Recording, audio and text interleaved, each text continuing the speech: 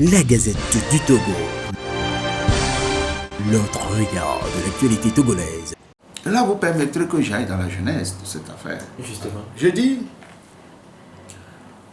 on m'a demandé d'aller négocier avec le délégué du RPT sur cette question de scrutin à 2 tours. Nous nous sommes retirés avec d'autres témoins dans les bureaux du directeur de cabinet du Premier ministre pour ces négociations. Il y avait la presse dehors en ce moment. Nous avons fait cette négociation et à un moment donné, le délégué du RPT, voyant que les arguments que nous avancions étaient convaincants et qu'il n'était pas normal que le RPT se déjuge,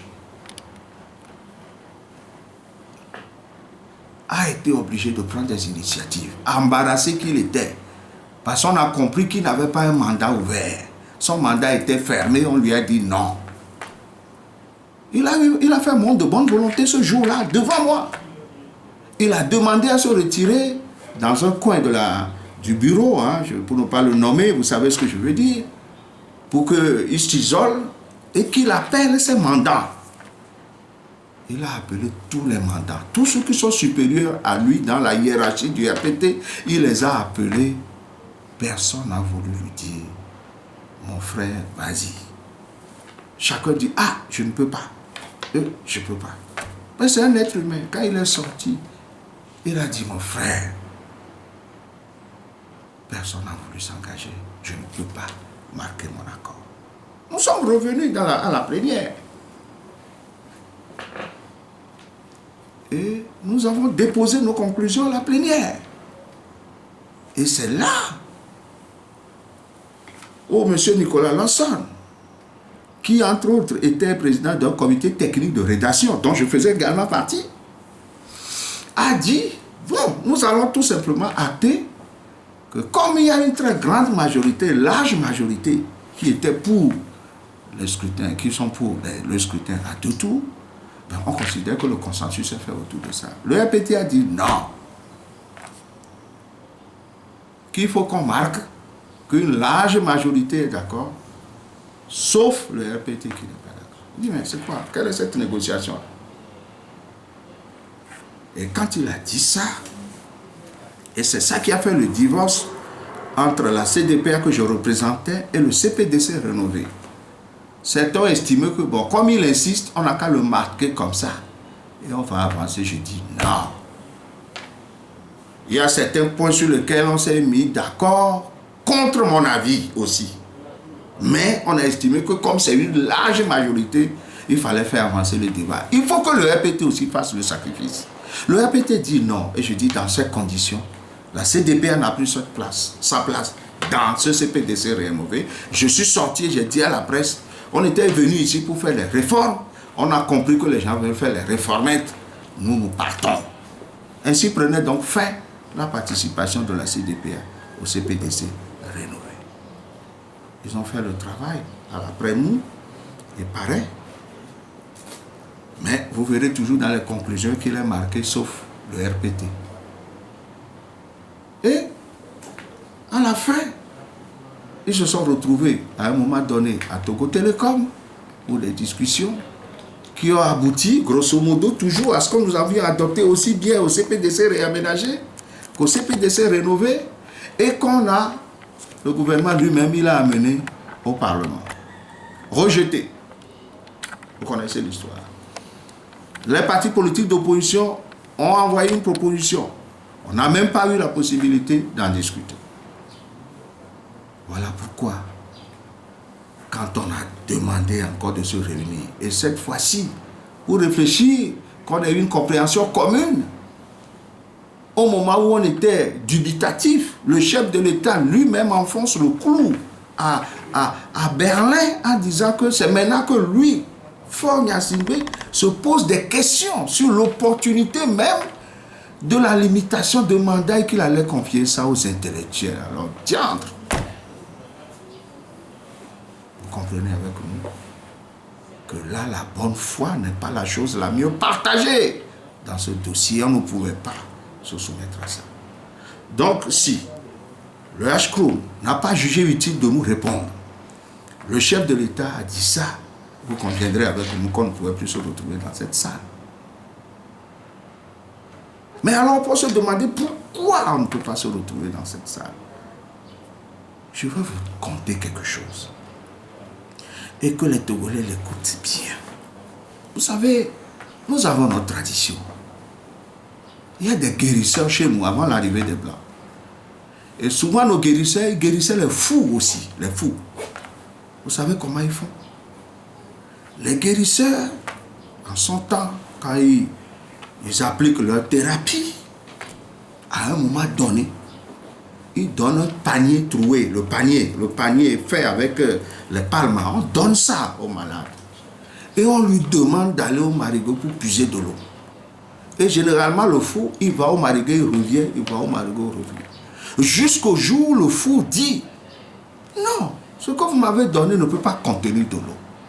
En ce moment, le diagnostic est formel, il est guéri. Alors, on pourrait considérer tout simplement que la CDP est guérie.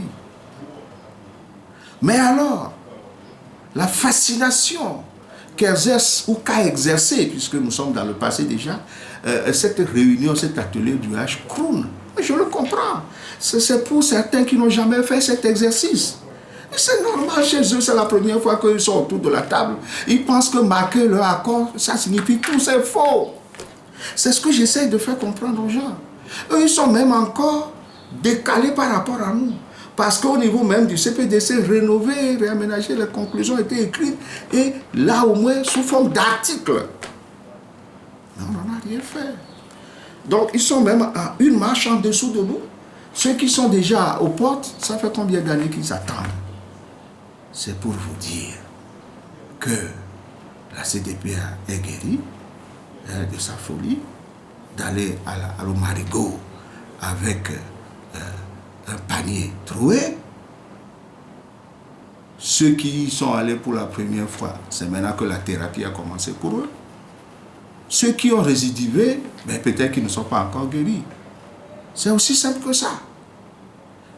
Mais nous sommes des patriotes. Si le chef de l'État, ou pour une fois au moins, peut mettre en application, même si ce n'est pas ce que nous avions fait, mais ce que les autres viennent de faire, pour nous démentir, oh, la CDPA sera heureuse. Parce que c'est notre pays. Ce que nous voulons, c'est que les réformes soient faites. Mais tous ceux qui se gargarisent doivent faire extrêmement attention. Parce que nous nous connaissons au Togo. Et quand un chef d'État est allé à la CEDEAO et a dit, le problème de limitation de mandat, ne l'imposez pas au Togo. Alors que cet exercice a été une conclusion d'un engagement pris par les chefs d'État de la CEDEAO pendant la présidentielle de 2015. On doit se poser des questions. Quand un chef d'État par la suite dit c'est une affaire d'intellectuel, ça veut dire que lui, il ne sait même pas encore faire sa religion sur cette question. Donc nous devons faire extrêmement attention. Tous ceux qui gesticulent, ils auront peut-être raison. Et moi, je serai heureux parce que le Togo aura enfin ces réformes telles que souhaitées. Mais s'ils subissent le même sort que nous, peut-être que d'autres vont guérir et ne plus accepter d'amener au marigot le panier troué et le temps que d'autres aussi apprennent à guérir. Voilà, en résumé, les motivations de la CDP. C'est aussi simple que ça. Mais tout ce que nous pouvons dire comme perspective, c'est que heureusement aujourd'hui, il y a au moins quelque chose de concret. Une proposition de loi de l'opposition, pilotée par l'ANC, nos amis de l'ANC et de l'ADI, qui se trouvent au niveau du Parlement. Et comme tout le monde dit, sur ces questions essentielles, tout le monde est d'accord. Mais qui peut le plus, peut le moins. Qu'on nous donne ça au moins d'abord, et puis après les grandes réformes, telles qu'on veut les penser, on va le faire. Ça permettra au pays de s'apaiser, et puis même dans la sérénité, on va réfléchir aux grandes réformes, telles qu'on veut le faire. Mais qu'on ne vienne pas nous balancer au visage les réformes de l'OTR, etc., qui sont des réformes administratives de gestion d'un gouvernement qui a son programme, à ne pas à confondre avec la gestion, les problèmes de réforme sur le fondement même de l'État. C'est ça le problème. Donc il y a tellement de confusion qu'on est en train de manipuler la conscience des Togolais. Et ça me fait extrêmement mal. Oui, justement, sur ce point, nous avons écouté les différents responsables du HCROUM, on a écouté la présidente, les deux rapporteurs. Et il est dit que tout ce qui préoccupe les Togolais, c'est la limitation des mandats et le mode de scrutin. Alors, selon ces responsables, il faut aller au-delà. Mais quelle est votre appréciation sur le fait que, après les travaux, il est dit qu'il sera mis en place une autre commission qui aura à faire quoi? On ne sait pas. Mais en tant qu'acteur politique et ayant des expériences, quelle est votre appréciation sur tout ce que les responsables de l'HCROUM disent? Non, moi je ne veux pas être désagréable avec les gens. Je sais, ou nous savons que c'est par là qu'on passera. Le chef de l'État, il fait de la diversion, il sait ce qu'il fait. Vous savez, pour un dossier qui est si important pour son peuple, il a autorisé qu'on fasse ça à quelle période? Au moment où lui était en fête dans son pays. Il a fait sa fête. Il s'est amusé pendant que nous gesticulions dans la salle en disant qu'on s'occupe des grands dossiers du pays. Après ça, il a pris son avion, il est parti. Vous pensez qu'il accorde de l'importance à ces dossiers-là? Moi, je veux bien croire. Je veux être démenti, c'est de toi qu'il s'agit. Mais, vous savez, quand on était enfant, et que nous avions trouvé déjà, on était en âge et qu'on pouvait trouver quelques pièces d'argent pour aller au cinéma, on allait voir le western. Vous savez, quand vous allez voir le western, mais tout le monde est emballé par les actions. Rognuet, mais c'est l'euphorie, il y a l'électricité, etc. Mais quand le film est terminé, mais tu es obligé de rentrer chez toi. Tu n'as pas l'électricité à la maison. Peut-être même que tu n'as pas mangé à la maison. Mais la fièvre là va tomber très rapidement. C'est de ça qu'il s'agit. Puisque c'est maintenant que ça doit... Ils ont fait un travail. Nous, au moins, on pensait que le travail devait aller directement au Parlement, sous forme de proposition de loi. C'est maintenant qu'il y a un organe tampon qui va être nommé pour étudier leur dossier avant de voir si on va aller dans telle direction, tout ça. Ça tient d'abord la volonté du chef de l'État. Et c'est après ça, quand le chef de l'État aura vu également les conclusions de cette soi-disant commission, qu'il va maintenant faire jouer sa volonté d'aller de l'avant, de ne pas aller de l'avant par rapport à ce que nous sommes par rapport à lui aujourd'hui. Vous voyez que c'est du cinéma. C'est du cinéma. Mais je ne cherche qu'à être démenti. Si pour une fois, M. Faure Gnassingbé peut avoir la bonne volonté de dire, très bien, de par la symbolique même, j'ai vengé mon père en faisant ma petite conférence nationale souveraine, entre guillemets, dans la même salle. Sauf que je lui ai retiré la souveraineté pour damer le pion à ceux qui ont travaillé là-bas en 91, que tiennent compte de ça et disent, bon, allons-y maintenant. J'ai vengé mon père. Maintenant, faisons les réformes. On sera heureux en tant que Togolais. Mais permettez-moi d'être sceptique. Mais notre combat aujourd'hui, pour nous autres, c'est d'amener le peuple à adhérer à la proposition de loi qu'a déposée l'opposition à l'Assemblée nationale. Ah, c'est ce que le peuple cherche. Une fois que ce sera adopté, vous verrez que le pays même va s'apaiser tout seul. Ça lui permettra lui-même, en tant que chef d'État, de gérer le pays dans la sérénité. Je vais vous dire une chose, puisque c'est une occasion extraordinaire que vous m'offrez. Je vais vous donner une image. Le chef de l'État, en fait, ne veut pas de limitation de mandat. Mais il a tort. Parce que quand vous êtes élu chef d'État d'un pays, le premier mandat, on travaille. On n'est préoccupé que par le travail pour faire avancer les choses. Mais le deuxième mandat, ce n'est plus vous qui dirigez le pays. C'est les rats qui dirigent.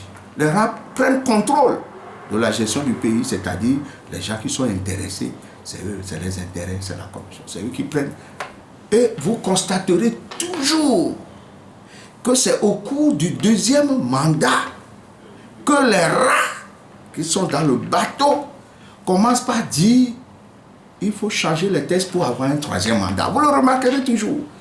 Au cours du premier mandat, personne ne dit rien. Le pays est géré convenablement. Mais convenez avec moi que pour le cas du Togo, où nous avons connu un troisième, un quatrième, un cinquième mandat, ce n'est plus seulement les rats qui dirigent.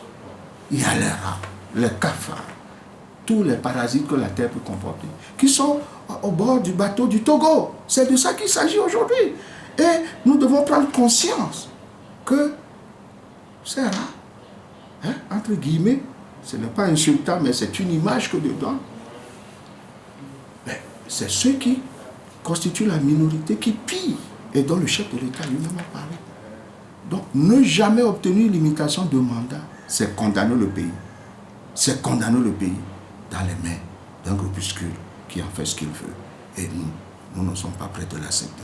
Nous nous battrons jusqu'au bout, même jusqu'au sacrifice suprême, s'il le faut.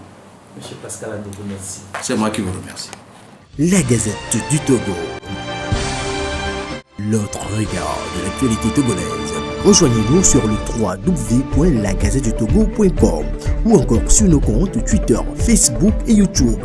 Pour nous soutenir, merci de nous contacter à l'adresse suivante: contact@lagazettedutogo.com.